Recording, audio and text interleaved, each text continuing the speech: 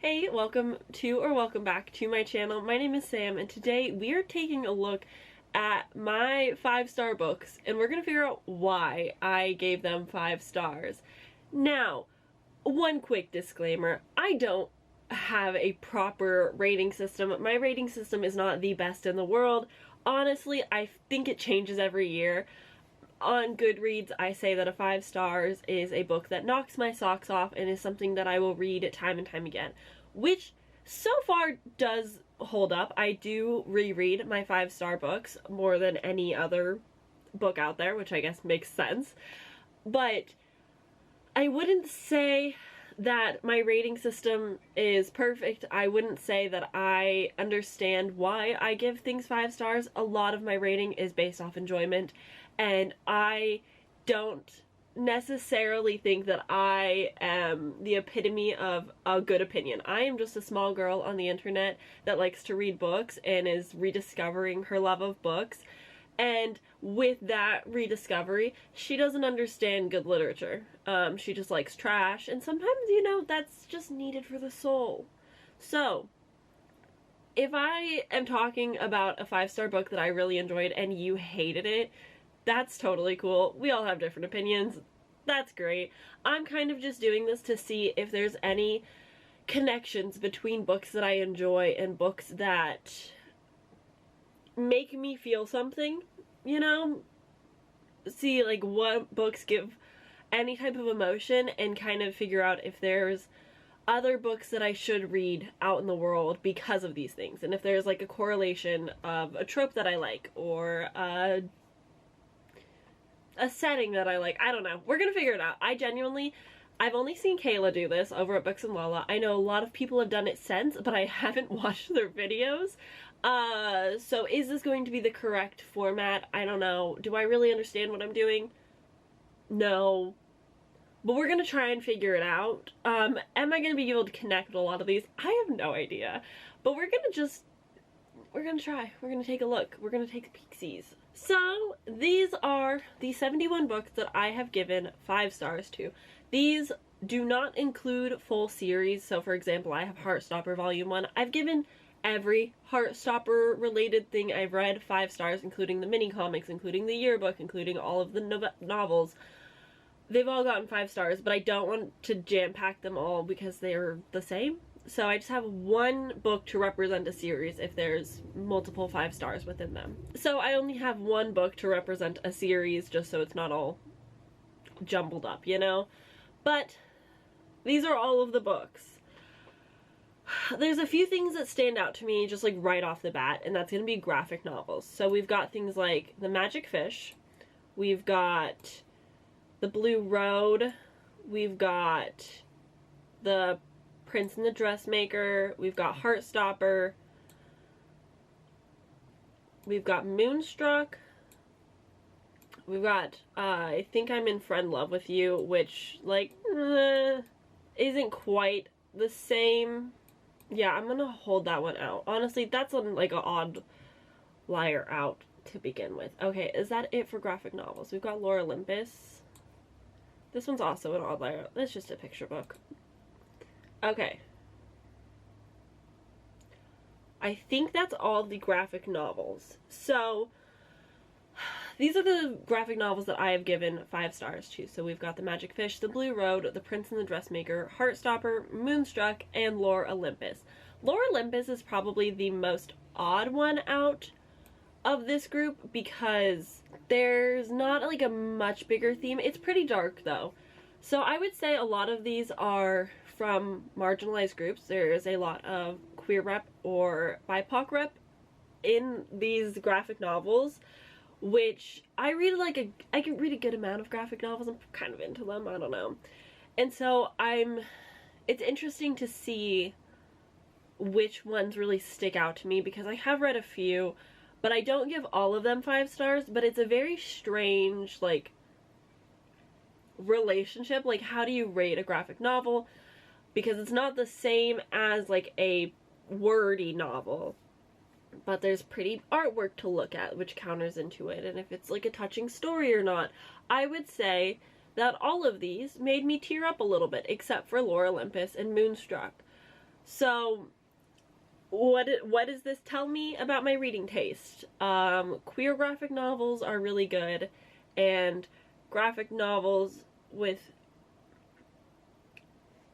depth, true meaning to them is good. Yeah, that one's like a bit of a stretch. It's kind of just like the odd liar out. So I cleared those out of the way at least. Moving on, I've got No Oceans here, and I also have the Latinx Poetry Project, which are 2 poetry collections, but I don't read a lot of poetry. I wouldn't say it's a favorite genre of mine. No Oceans here is very hard-hitting. It's a lot of conversations specifically about Africa and the Middle East and just normal life to women, which is just horrific on its own, but sometimes beautiful. And then the Latinx Poetry Project is what it sounds like. It is Latin American, Latin poets just kind of coming together for this big collection. Am I a big poetry person? I don't think so. I haven't read enough of it to really say. Other things that are standing out to me that kind of fall under the it's an odd liar out. We've got LMNOP, which is a strangely written novel about a town who is losing letters in their alphabet and slowly losing language as a whole. And it's written very uniquely. I think a lot of the 5-star comes from the writing style, which is not typical for me to judge or base anything off of because I'm not educated enough for that. Also, we have Letters to a Young Poet by Rilke. This is a nonfiction. They're true poems, not poems, they're true letters written to a young poet who's asking for advice. They have this connection. It's very sweet, it's very touching. It honestly gives me a lot of encouragement and hope, and I really appreciate it, but there's nothing in it that makes me scream like, ah yes, I would like this from other authors if they did it. I think a lot of nonfiction, a lot of encouragement doesn't work for me, like the inspirational, motivational stuff, not necessarily for me, but I do like his just like very in-depth view of the world. I thought it was great. Nonfiction, I'm not a big nonfiction girly. How to Keep House While Drowning, loved this. This is the most recent 5-star, and it was impeccable. It's catering especially to those of neurodivergence, with ADHD who have issues cleaning, and like the perception of having a clean house and like the judgment you put on yourself, all of that jazz. I thought it was great. We also have, for nonfiction, Feminist AF, which is targeted to a much younger audience. I would say this is more for teens, to learn about feminism and intersectionality, and I think it did a lot of wonders. I think I'm a little bit too old for it, but I gave it a good rating based off the good that it could do and the few things that I did gain from it. I thought that were very interesting. Do any of these things have something in common? They're non-fiction and one fiction, and like, no, none of these are giving me anything. So now we're gonna get into the true fiction, the true things that I might love. So, first thing that is really jumping out to me, Caraval is one of my favorite books of all time. I know that is a heated debate among people, among reviewers. It is either very loved or very hated. There is, of course, the people that lie in the middle, but it's pretty polar. I've read this book 3 times now. It is one of my all-time favorites. I'm going to finish all of Stephanie Garber this year. That's like one of my big goals, because the 3rd book, the A Curse of something, Curse of a Broken Heart or whatever, that's coming out in, I want to say, September or October. So Stephanie Garber, very high up there for me. I love her writing. I love the Caraval world and the magic system. With that said, I like Lightlark for similar reasons. I really enjoyed the writing style. It reminded me of Stephanie Garber, which I think a lot of people who don't like Stephanie Garber don't like Lightlark for that same reason. I had a lot of fun reading it, even though I recognize that it is not true objective 5-star. Like, it's not a good book, but I had a great time with it. I also want to pull in Where Dreams Descend and the Night Circus because of similar atmospheres to Caraval. Caraval is very, honestly, like Venice, Italy, true like masquerade Caraval festival vibes, like with the canals, and I love it. And so I feel like Where Dreams Descend and the Night Circus have that similar like game aspect, similar magic for show kind of thing, where like the unexplainable is happening but you can't, like, you forget it's like a part of a show, but it's real to some people, but most of the audience it's not. Something about that I really enjoy. What do we call this? We're gonna call it performative magic, because that's the gist of it, right? This top one is just like, so I would say like magic systems that include a show, include the unexplained. The Night Circus is like a circus where these two magicians are consistently adding magical features to it, and it's so cool. I love it so much. But in that similar vein, something that's happening in Caraval and even Lightlark is a tournament, which happens in All of Us Villains. I haven't read a lot of tournament competitive games, but it's something that I really enjoy. I haven't read a lot of it because truly there isn't a lot of it, at least not from what I've been able to find and see. So that's something that I would want to look more into. Two that is standing out that remind me of one another in different ways would be A Dowry of Blood and Their Vicious Darling. These are both dark romance retellings. Dowry of Blood is a Dracula's Bride retelling from a toxic, abusive relationship perspective.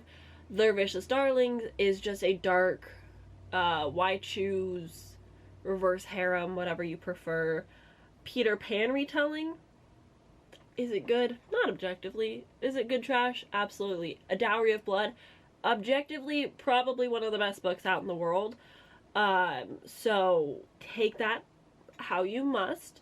But those two are the only books, you know, those two are steamy. But not including steam, I would even maybe dare to say The Last Tale of the Flower Bride, one of my more recent 5 stars. I adore this book with my entire being. But it is not a direct retelling of anything, but it has that whimsical fairy tale kind of vibe to it with this like darker romance underlying. I don't know if they're the same. I wouldn't say like A Dowry of Blood and The Last Tale Bride really connected anyway, but for some reason my brain is like, oh yeah, these have like similar vibes. They're both gothic. Maybe that's why I'm thinking that. But Their Vicious Darlings is not gothic. Truly, I don't know what I'm doing. Okay. Gothic. I absolutely adore The Death of Jane Lawrence. It is one of my favorite books of all time. I cannot wait to reread it. I'm also going to put the yellow wallpaper in here because both of these books make you feel like you are going mad with the character. Weird, unexplainable things are happening, especially the yellow wallpaper. Like, you feel like you are in the room with the yellow wallpaper and you are losing your own mind. It is so much. You feel like you are going mad with these characters. You are so invested in the mystery of it all, and it just like gives me good vibes. I'm also in a very different tone. I'm also going to put The Writing Retreat because the first half of The Writing Retreat really gives the Death of Jane Lawrence vibes. And you feel like a lot of mystery is happening and you're trying to figure it out. It does turn more into a thriller by the end, but whilst I was reading the first half, I could not stop thinking about the Death of Jane Lawrence. So I'm going to throw that in there too. And we're going to call this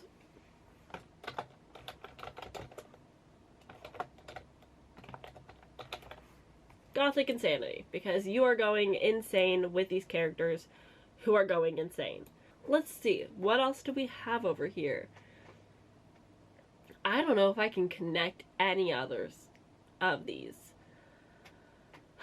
This is so much harder than I thought. Okay, we've got The House in the Cerulean Sea. We've got Fable. We've got The Adventures of Amina al-Sarafi. We've got The House of Salt and Sorrow. Okay, I think that's going to be it for this little section, and we're going to call this...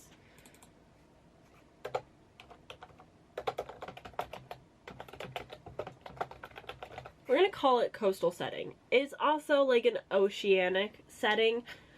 One of my favorite things about The House of Salt and Sorrow is the immaculate coastal vibes that it gives me. It makes me feel like I am chilling on the Oregon coast. It is dark and stormy and cold, and the waves are crashing right outside your window. It's a wonderful feeling.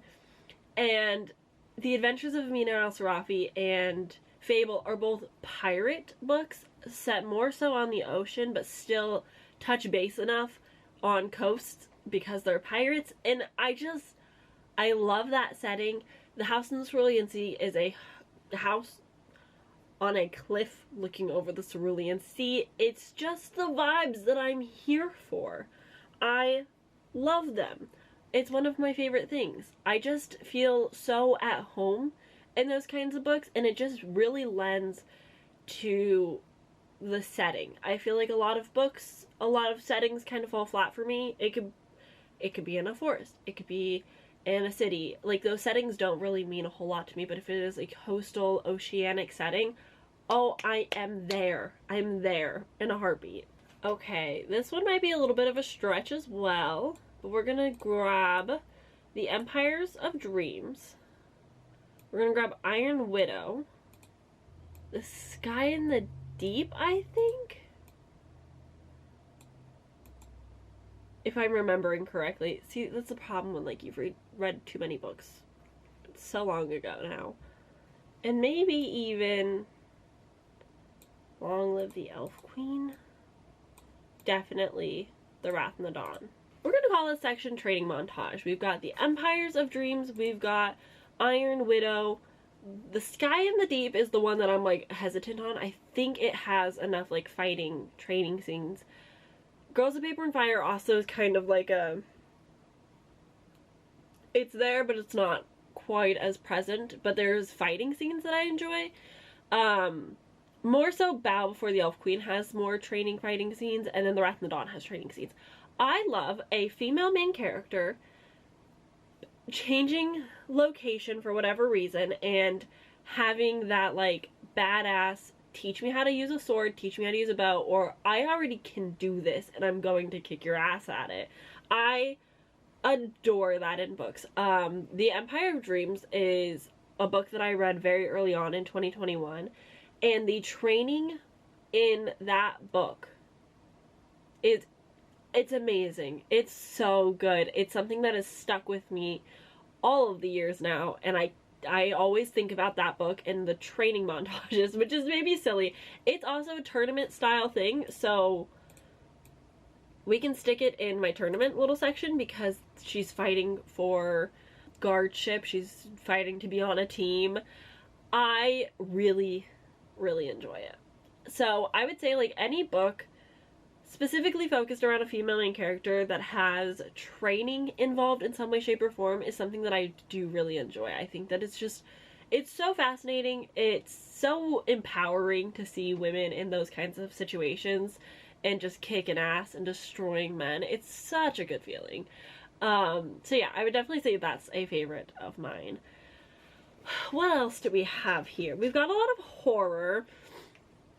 We've got a children's horror, which is Coraline. We've got The Weight of Blood, which is a horror retelling. We've got Confessions, which is more psychological. We've got The Plot, which is a thriller, still a little psychological. We've got The House on Abigail Lane, a true haunted house story, and it's incredible. I would say I love a haunted house story, but by what I have in front of me, I don't. which is so interesting. And then we also have the Honeys, which is like a summer camp horror, which, you know, none of these really feel the same vibe. We've got Finlay Donovan, which is a cozy mystery. I wouldn't say that's a genre that I like. Yeah, none of those are really coming together for me. Let's see. I'm gonna put The Traveling Cat Chronicles, The Man Called Ove, and Before the Coffee Gets Cold. Wow, what a brain fart.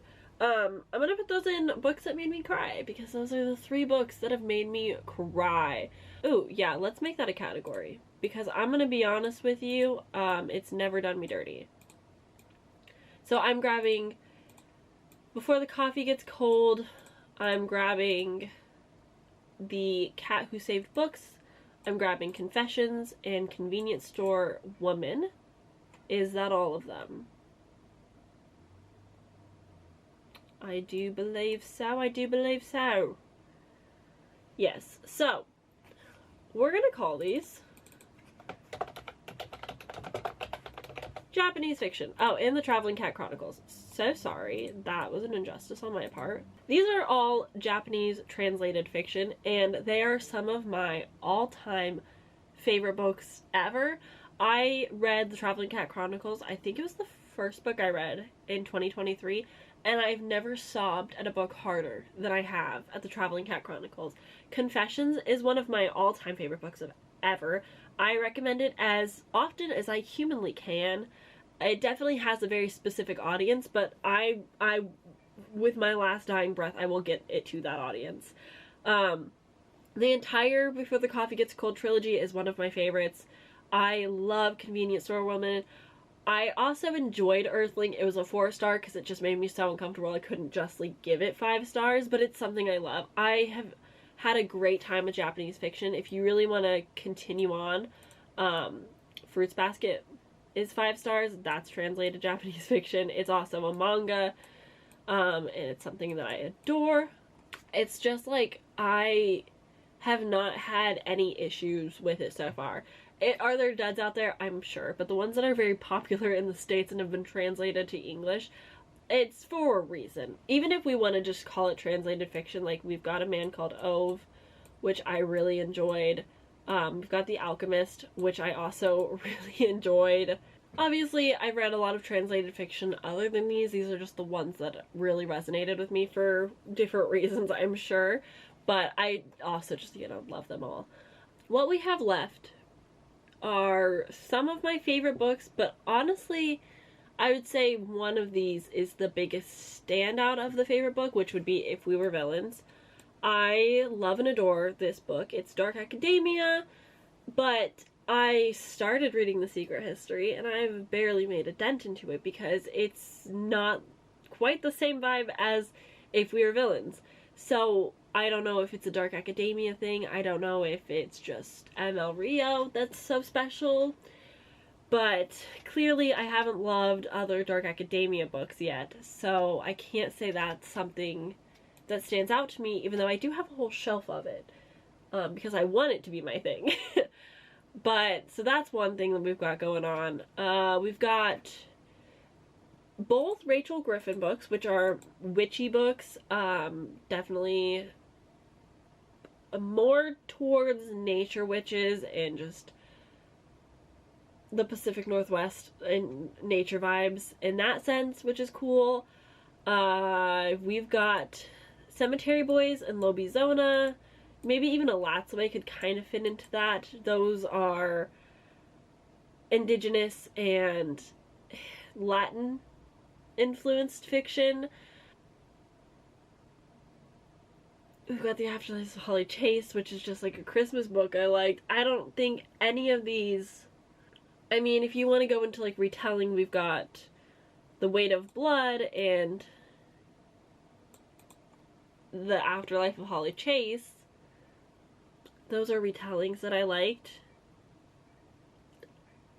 I don't think I can connect any more of these.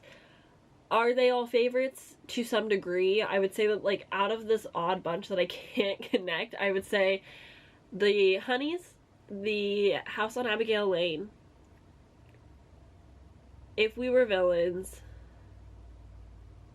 And honestly, Alatsue and Lobizono. Those are probably the top 5 of this group of books that I just love and adore and think about often and recommend often. But they don't have, there's no more ties or connections to these things that I'm able to personally create. But if you guys are able to find any connections between these books, let me know down below. I'm really trying to learn the point of this really dumb video, because I feel like we didn't really gain a whole lot, but for me, this is just to try and figure out what it is in books that I enjoy and what I like. So from this, it seems like I really enjoy training books, so I might like something like the Poppy Wars because there is a war fighting training element to it. But if you take that into account, I might even like the first ACOTAR or the 3 ACOTARs because there's a war going on. So it's interesting to see like what main thing I might enjoy as a still fairly new reader, what tropes I might like, what settings, what permanent thing, I'm losing words.